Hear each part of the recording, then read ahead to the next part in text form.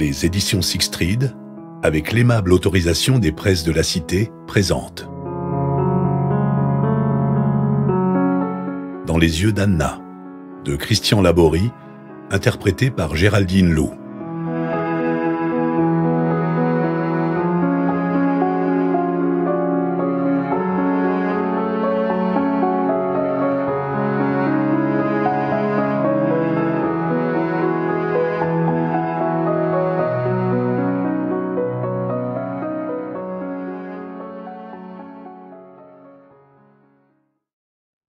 Prologue.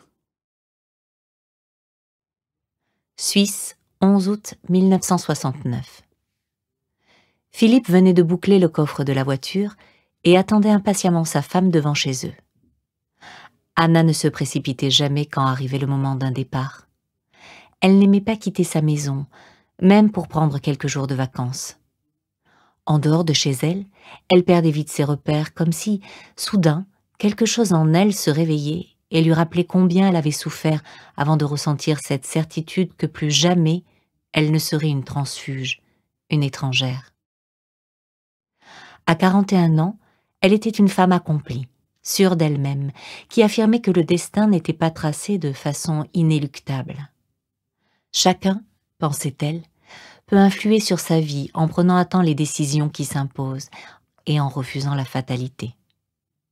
Lucide et clairvoyante, elle gardait toujours l'espoir de renverser les remparts qui se dressaient devant elle depuis son plus jeune âge, depuis l'époque où son existence avait basculé dans le drame. Elle songeait fréquemment à une anecdote qu'un de ses amis lui avait racontée quand elle était encore étudiante sur les bancs de la faculté. « Sais-tu que la mère d'Hitler avait eu l'intention d'avorter ? Tu imagines les conséquences ? Nous n'aurions pas connu toutes ces horreurs de la guerre. » Anna était consciente qu'une telle éventualité aurait radicalement changé le cours de son existence et celui de l'histoire. Ne devait-elle pas la vie à de nombreuses personnes qui, dans l'anonymat, l'avaient aidée et sans lesquelles elle ne serait pas devenue ce qu'elle était aujourd'hui ? À quoi tient la destinée du monde ? Avait-elle répondu à son amie. Peut-on appeler ça le hasard ou faut-il croire à l'intervention d'un Dieu aux volontés impénétrables ? Anna n'avait jamais caché à quiconque ses origines juives. Son seul nom, Goldberg, ne laissait aucun doute sur la provenance de ses ancêtres.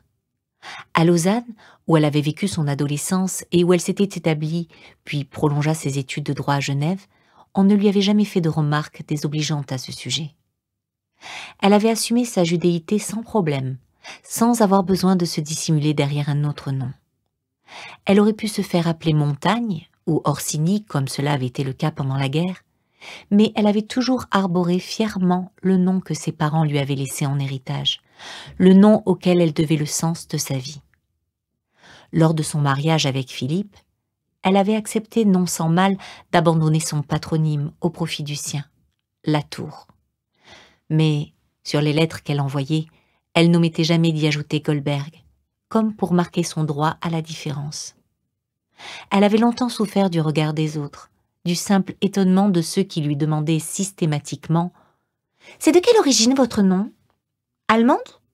Ou juive peut-être ?»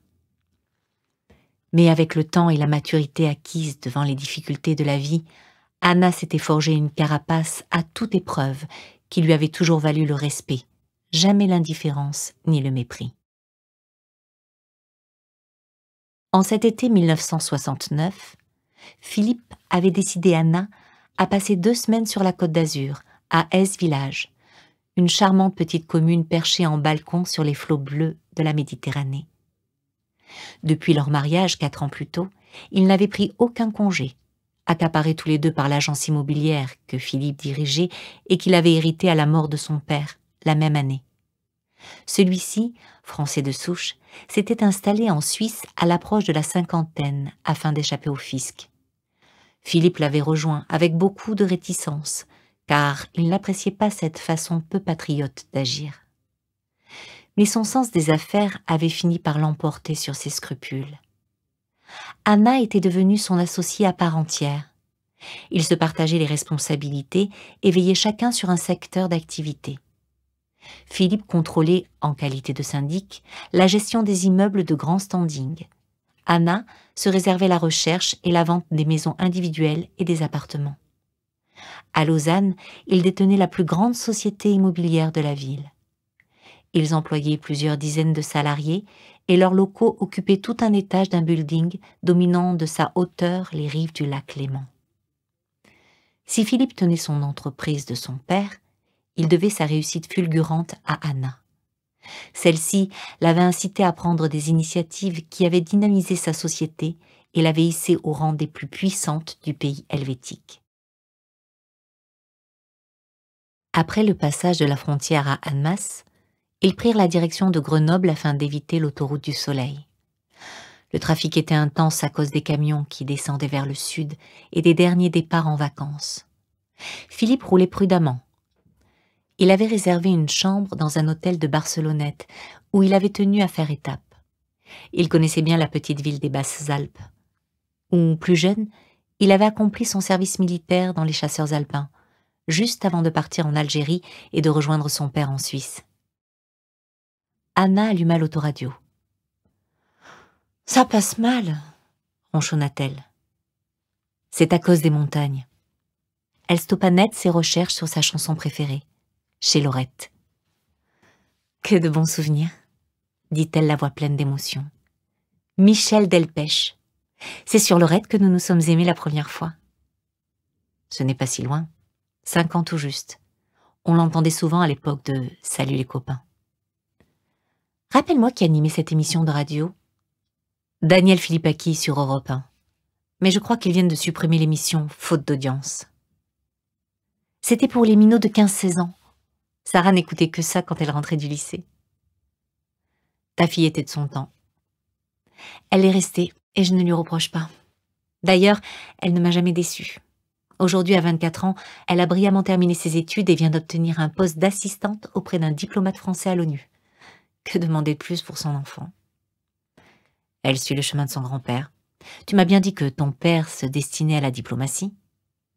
C'est exact. S'il n'avait pas été juif, il aurait sans doute travaillé dans une ambassade.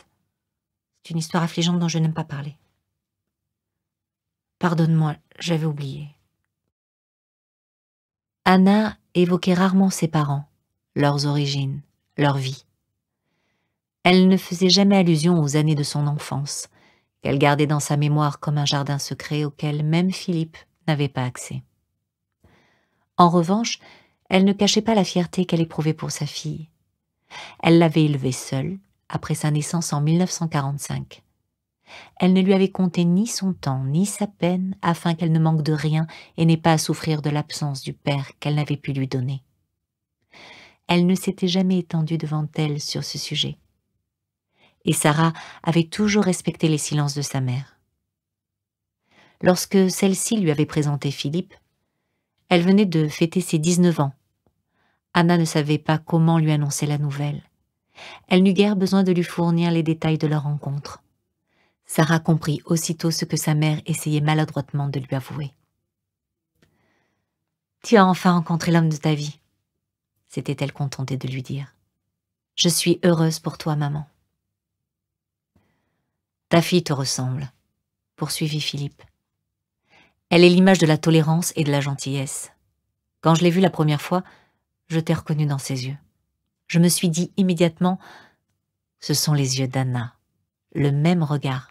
J'ai compris qu'elle ne me repousserait pas. » Philippe jeta un coup d'œil ému en direction de sa femme et, tenant son volant d'une main, lui caressa la joue.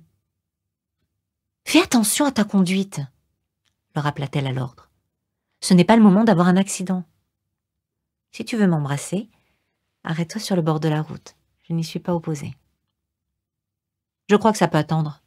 Nous sommes loin d'être arrivés. » Anna fit mine de se vexer, puis, le sourire aux lèvres, ajouta. « Comme c'est bon finalement d'être libérée du boulot. Nous allons passer 2 semaines en amoureux, loin du tumulte de l'agence. Ça nous fera le plus grand bien. » « Tu te souviens de la première fois que je t'ai courtisée? » ?»« Bien sûr, comment pourrais-je oublier? » »« Tu travaillais déjà à l'agence pour mon père. Moi, je ne t'avais pas remarqué. Tu paraissais tellement sérieuse. Et toi, tellement genou? Oh, je n'ai que 10 ans de moins que toi. Ce n'est pas énorme. Pour tes parents, ça n'a pas été évident de voir leur fils fréquenter une femme plus âgée que lui. Qui plus est, mère célibataire d'une fille de 19 ans. Et juive de surcroît. Même si tu étais appréciée par mon père en tant qu'assistant de direction, l'affaire était loin d'être dans le sac. C'était surtout ma mère qui tiquait sur le fait que tu avais une fille hors mariage. Ah, les préjugés. Anna et Philippe remuent avec plaisir leurs souvenirs, tout en poursuivant leur route. À la soirée organisée par Jean-François, quand tu es arrivé dans ta robe longue de gala, j'ai été aussitôt subjuguée. Tu étais sublime. Tu t'étais à peine maquillée, tes yeux scintillaient comme 2 étoiles au firmament et tes cheveux ondulaient sur tes épaules. Je n'ai pas pu détacher mon regard de toi pendant toute la soirée.